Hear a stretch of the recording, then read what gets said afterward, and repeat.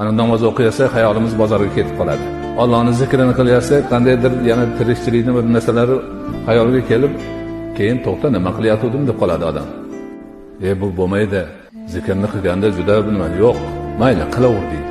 Mashoyixlar aytadiki, zikr bilan g'ofil bo'lganing, zikrsiz g'ofil bo'lganingdan yaxshidir. Bir yo'li g'ofil bo'lib qoldi, Allohni eslamay yuribdi. Lekin bir odam Alloh Alloh deb turib g'ofil bo'lyapti. Bu afzal bu. Endi hushyor bo'lib zikr qiladi. Uni davom etaversa, uyg'oqlik zikriga o'tadi. Undan keyin yana yuqori natijalarga ko'tariladi. Allohning zikri bilan tili xo'l bo'lgan banda, dili band bo'lgan banda zinhor va zinhor yomonlikka qo'l urmaydi. Chunki doim Robbisiga bog'lanib turibdi. Yomonlikka qo'l uzatayotganda qalbida Alloh turibdi, zikr qilyapti.